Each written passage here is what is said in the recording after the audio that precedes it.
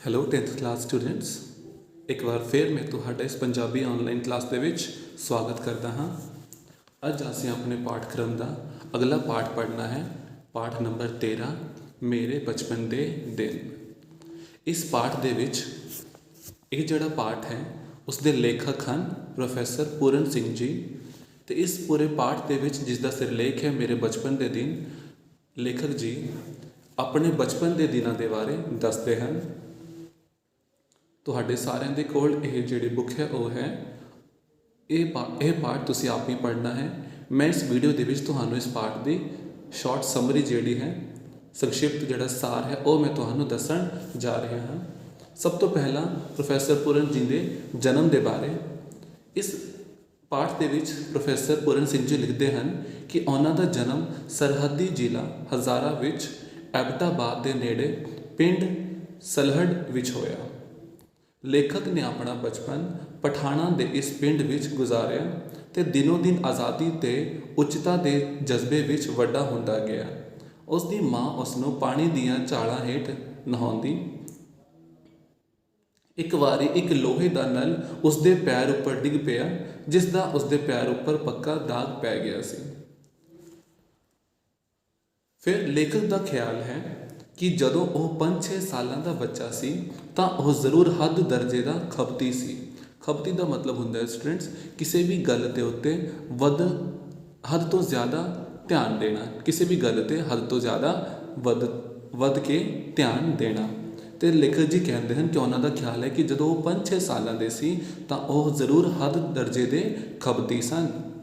ਉਹਨਾਂ ਨੂੰ ਵੱਡੇ ਹੋਏ ਨੂੰ ਉਸ ਦੇ ਦੋਸਤ ਨੀਮ ਪਾਗਲ ਆਖਦੇ ਸਨ।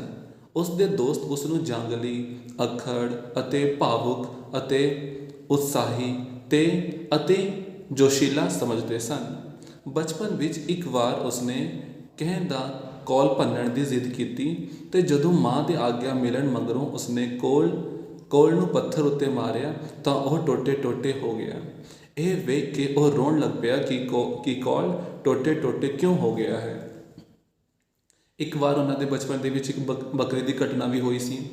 ਲੇਖਕ ਆਪਣੀ ਲਾਲ ਜੱਤ ਵਾਲੀ ਬੱਕਰੀ ਨੂੰ ਵੀ ਨਹੀਂ ਭੁੱਲ ਸਕਦਾ, ਜਿਸ ਮਗਰ ਉਹ ਛੰਨਾ ਲੈ ਕੇ ਕਈ ਵਾਰ ਦੌੜਦਾ ਸੀ ਅਤੇ ਉਹ ਉਸ ਦਾ ਦੁੱਧ ਦਿੰਦੀ ਸੀ। ਉਸ ਦੇ ਜਵਾਨ ਮਾਮੇ ਨੇ ਕਹਾਣੀਕਾਰ ਨੂੰ ਤਮਾਸ਼ਾ ਦਿਖਾਉਣ ਦਾ ਲਾਲਚ ਦੇ ਕੇ ਬੱਕਰੀ ਦੇ ਲੇਲੇ ਨੂੰ ਮਾਰ ਕੇ ਖਾ ਲਿਆ। ਬੱਕਰੀ ਜਦੋਂ ਦਿਨ ਭਰ ਪਹਾੜ ਉੱਤੇ ਚਰ ਕੇ ਆਈ ਤਾਂ ਲੇਲੇ ਨੂੰ ਘਰ ਨਾ ਵੇਖ ਕੇ ਵਾਪਸ ਚਲੀ ਗਈ। ਲੇਖਕ ਬੱਕਰੀ ਅਤੇ ਲੇਲੇ ਦੋਹਾਂ ਲਈ ਰੋਂਦਾ ਰਿਹਾ। ਇੱਕ ਵਾਰੀ ਲੇਖਕ ਦੀ ਮਾਂ ਨੇ ਸੋਨੇ ਦੀ ਇੱਕ ਮੋਹਰ ਉਸ ਦੇ ਮੱਥੇ ਉੱਤੇ ਉੱਪਰਲੀ ਮੀੜੀ ਨਾਲ ਗੁੰਦ ਦਿੱਤੀ। ਪਿੰਡ ਦੀ ਗਲੀ ਵਿੱਚ ਇੱਕ ਫਕੀਰ ਨੇ ਪੋਥੇ ਨਾਲ ਉਸ ਦੀ ਮੋਹਰ ਵਾਲੀ ਲਿਟ ਕੱਟ ਲਈ। ਜਿਹੜੀ ਮੋਹਰ ਉਸ ਦੀ ਮਾਂ ਨੇ ਉਸ ਦੇ ਮੱਥੇ ਦੇ ਉੱਤੇ ਬੰਨੀ ਸੀ, ਉਹ ਇੱਕ ਫਕੀਰ ਨੇ ਛਿਨ ਲਈ ਉਸ ਤੋਂ। ਜਦੋਂ ਉਹ ਘਰ ਪਰਤਿਆ ਤਾਂ ਉਸ ਦੀ ਮਾਂ ਨੇ ਮੋਹਰ ਬਾਰੇ ਪੁੱਛਿਆ। ਲੇਖਕ ਨੇ ਉਸ ਵੱਲ ਉਂਗਲ ਕਰਕੇ ਕਿਹਾ, ਬਾਵਾ। ਲੇਖਕ ਦੀ ਮਾਂ ਨੇ ਉਸ ਨੂੰ ਕੁੱਛੜ ਚੁੱਕ ਲਿਆ ਤੇ ਰੱਬ ਦਾ ਸ਼ੁਕਰ ਕੀਤਾ ਕਿ ਕਿਤੇ ਚੰਦਰੀ ਮੋਹਰ ਦੇ ਨਾਲ ਉਹ ਵੀ ਨਹੀਂ ਸੀ ਚੁੱਕਿਆ ਗਿਆ। ਫਿਰ ਪ੍ਰਕਿਰਤੀ ਪ੍ਰੇਮ ਦੇ ਬਾਰੇ ਲੇਖਕ ਜੀ ਦੱਸਦੇ ਹਨ। ਲੇਖਕ ਦੇ ਪਿਤਾ ਦਾ ਕਾਰੋਬਾਰ ਉਹਨਾਂ ਨੂੰ ਥਾਂ ਲਿਜਾਂਦਾ ਸੀ। ਹੁਣ ਉਹ ਐਬਟਾਬਾਦ ਚਲੇ ਗਏ, ਜਿੱਥੇ ਲੇਖਕ ਦਾ ਜਨਮ ਹੋਇਆ ਸੀ। ਲੇਖਕ ਨੂੰ ਇਸ ਥਾਂ ਦਾ ਨਾਂ ਇੱਕ ਅੰਗਰੇਜ਼ ਦੇ ਨਾਂ ਉੱਤੇ ਰੱਖਿਆ ਦੇਖ ਕੇ ਬਹੁਤ ਦੁੱਖ ਹੁੰਦਾ ਸੀ। ਉੱਥੇ ਆਏ ਪੰਜਾਬੀ ਸਿਪਾਹੀ ਇਸ ਥਾਂ ਨੂੰ ਹੈਬਟਾਬਾਦ ਵੀ ਆਖਦੇ ਸਨ। ਲੇਖਕ ਨੂੰ ਇਹ ਥਾਂ ਦੀ ਕੁਦਰਤੀ ਸੁੰਦਰਤਾ ਬੜੀ ਹੀ ਰੋਮਾਂਚਕਾਰੀ ਪ੍ਰਤੀਤ ਹੁੰਦੀ ਸੀ। ਉਸ ਨੂੰ ਇਹ ਇੱਕ ਨਵਾਂ ਪੁੰਗੜਾ ਜਾਪਦਾ ਸੀ, ਜਿਹੜਾ ਆਪਣੇ ਆਲੇ ਦੁਆਲੇ ਵਗਦੀਆਂ ਨਦੀਆਂ ਦੀਆਂ ਚਾਂਦੀ ਲੜੀਆਂ ਉੱਤੇ ਝੁੱਲ ਰਿਹਾ ਸੀ। ਉਹ ਸਵੇਰ ਦਾ ਇਸ਼ਨਾਨ ਆਪਣੇ ਪਿਤਾ ਨਾਲ ਇੱਥੋਂ ਦੀਆਂ ਨਦੀਆਂ ਦੇ ਕੰਢਿਆਂ ਉੱਪਰ ਆਪਣੇ ਹੱਥਾਂ ਨਾਲ ਰੇਤ ਪੁੱਟ ਕੇ ਬਣਾਏ ਕੁੰਡਾਂ ਵਿੱਚ ਕਰਦਾ ਸੀ। ਉਸ ਨੂੰ ਉੱਥੋਂ ਦਾ ਛੋਟਾ ਪੱਥਰ ਕੰਧਾ ਸਕੂਲ ਵੀ ਯਾਦ ਹੈ, ਜਿਸ ਦੇ ਬੂਹੇ ਬਾਰਿਆਂ ਉੱਤੇ ਫੁੱਲਾਂ ਲਦੀਆਂ ਗੁਲਾਬ ਵੇਲਾਂ ਚੜ੍ਹੀਆਂ ਹੋਈਆਂ ਸਨ। ਨੇੜੇ ਕਮੇਟੀ ਬਾਗ ਦੇ ਵਿੱਚ ਆਉਂਦੀ ਖੁਸ਼ਬੂ ਉਸ ਨੂੰ ਅਜੇ ਤੱਕ ਵੀ ਨਹੀਂ ਭੁੱਲਦੀ। ਉਸ ਨੂੰ ਉੱਥੋਂ ਦੇ ਫਲ ਬਹੁਤ ਹੀ ਪਿਆਰੇ ਸਨ। ਉਹ ਉੱਥੇ ਬੈਂਚਾਂ ਉੱਪਰ ਬੈਠਣ ਦੀ ਬਜਾਏ ਘਾਹਾਂ ਉੱਪਰ ਲੇਟਣਾ ਤੇ ਨਿਬੜਨਾ ਵਧੇਰੇ ਪਸੰਦ ਕਰਦਾ ਸੀ। ਇਸ ਤੋਂ ਚੰਗਾ ਕਿ ਉਹ ਕੁਰਸੀ ਤੇ ਬੈਠਦਾ, ਉਸਨੂੰ ਕੀ ਚੰਗਾ ਲੱਗਦਾ ਸੀ? ਘਾਹ ਉੱਤੇ ਬੈਠਣਾ, ਘਾਸ ਉੱਤੇ ਬੈਠਣਾ। ਕਮੇਟੀ ਬਾਗ ਦੇ ਮਾਲੀ ਦਾ ਪੁੱਤਰ ਪ੍ਰੇਮਾ ਲੇਖਕ ਦਾ ਜਮਾਤੀ ਸੀ, ਮੀਨਸ ਉਸੇ ਦੀ ਜਮਾਤ ਦੇ ਵਿੱਚ ਪੜ੍ਹਦਾ ਸੀ ਤੇ ਉਹਨਾਂ ਨੂੰ ਖੁੱਲ੍ਹ ਸੀ ਕਿ ਉਹ ਬਾਗ ਵਿੱਚੋਂ ਜੋ ਚਾਹਣ ਤੋੜ ਲੈਣ। ਫਿਰ ਲੇਖਕ ਜੀ ਦੱਸਦੇ ਹਨ ਕਿ ਜਦੋਂ ਉਹ ਬਾਲ ਜਮਾਤਾਂ ਵਿੱਚ ਪੜ੍ਹਦਾ ਸੀ, ਛੋਟੀ ਜਮਾਤ ਵਿੱਚ ਪੜ੍ਹਦਾ ਸੀ, ਉਦੋਂ ਇੱਕ ਤਕੜਾ ਹੱਟਾ ਕੱਟਾ ਮਾਸਟਰ ਬੇਲੀ ਰਾਮ ਉੱਪਰਲੀਆਂ ਜਮਾਤਾਂ ਨੂੰ ਪੜ੍ਹਾਉਂਦਾ ਸੀ, ਮੀਨਸ ਵੱਡੀਆਂ ਜਮਾਤਾਂ ਨੂੰ, ਹਾਇਰ ਕਲਾਸਿਸ ਨੂੰ ਪੜ੍ਹਾਉਂਦਾ ਸੀ, ਜੋ ਨਿਆਣਿਆਂ ਨੂੰ ਹਊਆ ਜਾਪਦਾ ਸੀ। ਹਊਆ ਮਤਲਬ ਇੱਕ ਬਹੁਤ ਹੀ ਵੱਡਾ, ਮੀਨਸ ਹਊਆ ਦਾ ਮਤਲਬ ਹੈ ਕੋਈ ਡਰਾਉਣ ਵਾਲਾ, ਠੀਕ, ਕੋਈ ਡਰਾਉਣ ਵਾਲਾ ਇੱਕ ਬੰਦਾ ਜਾਪਦਾ ਸੀ ਛੋਟੇ ਬੱਚਿਆਂ ਨੂੰ।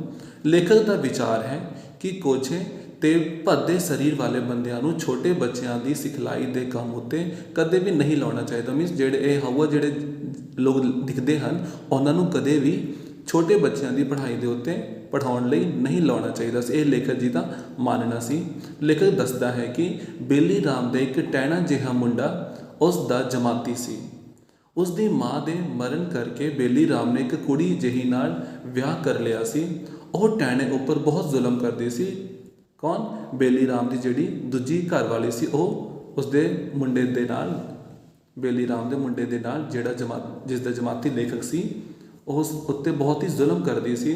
ਉਸਨੇ ਲੇਖਕ ਤੋਂ ਪੈਸਿਆਂ ਦੀ ਸਹਾਇਤਾ ਮੰਗੀ। ਬੇਲੀ ਰਾਮ ਦੇ ਪੁੱਤਰ ਨੇ ਲੇਖਕ ਤੋਂ ਪੈਸਿਆਂ ਦੀ ਸਹਾਇਤਾ ਮੰਗੀ। ਲੇਖਕ ਘਰੋਂ ਆਪਣੀ ਮਾਂ ਤੋਂ ਆਪਣੇ ਲਈ ਪੈਸੇ ਮੰਗ ਕੇ ਲਿਆਉਂਦਾ ਤੇ ਉਸ ਨੂੰ ਦੇ ਦਿੰਦਾ। ਲੇਖਕ ਨੇ ਮਗਰੋਂ ਮਹਿਸੂਸ ਕੀਤਾ ਕਿ ਉਹ ਮਾਪੇ ਕਿੱਡੇ ਬੇਰਹਿਮ ਹੁੰਦੇ ਸਨ, ਜੋ ਛੋਟੇ ਬੱਚਿਆਂ ਤੋਂ ਅਣਗਹਿਲੀ ਕਰਕੇ ਆਪਣੀਆਂ ਵਾਸ਼ਨਾਵਾਂ ਮਗਰ ਭਟਕਦੇ ਰਹਿੰਦੇ ਹਨ। ਫਿਰ ਲੇਖਕ ਦੇ ਪਿਤਾ ਨੂੰ ਕਈ ਥਾਵਾਂ ਬਦਲਣੀਆਂ ਪਈਆਂ। ਉਸ ਨੂੰ ਇੰਝ ਜਾਪਦਾ ਸੀ ਜਿਵੇਂ ਗੰਧਾਰਾ ਦੇਸ਼ ਵਿੱਚ ਸਭ ਥਾਈਂ ਉਸ ਦਾ ਘਰ ਸੀ ਅਤੇ ਉਹ ਜਿੱਧਰ ਚਾਹੇ ਉਡਾਰੀਆਂ ਮਾਰ ਸਕਦਾ ਸੀ, ਉੱਥੇ ਜਾ ਸਕਦਾ ਸੀ। ਗੰਧਾਰਾ ਦੇ ਪਿੰਡ ਤੇ ਸਥਾਨ ਅੱਜ ਵੀ ਉਸ ਦੀ ਯਾਦ ਵਿੱਚ ਮੌਜੂਦ ਹਨ। ਫਿਰ ਪੋਠੋਹਾਰ ਲੇਖਕ ਦੇ ਮਾਤਾ ਪਿਤਾ ਦੀ ਜਨਮ ਭੂਮੀ ਸੀ। ਉਸ ਥਾਂ ਦਾ ਨਾਂ ਕੀ ਸੀ ਜਿੱਥੇ ਉਹਦੇ ਮਾਂ ਤੇ ਪਿਤਾ ਜਨਮੇ ਸਨ? ਪੋਠੋਹਾਰ। ਉਸਨੇ ਲੇਖਕ ਦੇ ਮਨ ਨੂੰ ਮੋਹ ਲਿਆ। ਉੱਥੇ ਉਹਨਾਂ ਦੇ ਅਜਿਹੇ ਸਾਕ ਸੰਬੰਧੀ ਸਨ ਜਿਹੜੇ ਉਹਨਾਂ ਦਾ ਘਰ ਜਾਣ 'ਤੇ ਸਵਾਗਤ ਕਰਦੇ ਸਨ, ਉਹਨਾਂ ਨੂੰ ਪਿਆਰ ਕਰਦੇ ਸਨ। ਉਹਨਾਂ ਦਾ ਸਵਾਗਤ ਤੇ ਵਿਦਾਇਗੀ ਲੇਖਕ ਨੂੰ ਆਪਣੀ ਜ਼ਿੰਦਗੀ ਰੌਚਕਤਾ ਭਰੀ ਬਣਾਉਂਦੇ ਜਾਪਦੇ ਸਨ।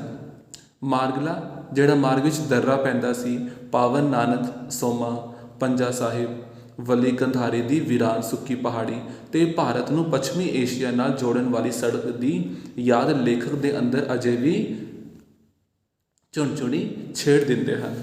ਫਿਰ ਲਾਸਟ ਪੈਰੇ ਦੇ ਵਿੱਚ ਲੇਖਕ ਸਿੰਧ ਦਰਿਆ ਦੇ ਬਾਰੇ ਲਿਖਦੇ ਹਨ। ਇੱਕ ਵਾਰੀ ਸਿੰਧ ਦਰਿਆ ਦੇ ਕੰਢੇ ਕਿਨਾਰੇ ਲੇਖਕ ਦੀ ਮਾਂ ਨੇ ਉਸ ਨੂੰ ਦੱਸਿਆ ਕਿ ਸਿੰਧ ਸੱਚੀ ਮੁੱਚੀ ਇੱਕ ਜਿਉੜਾ ਹੈ, ਜਿਉਂਦਾ ਹੈ।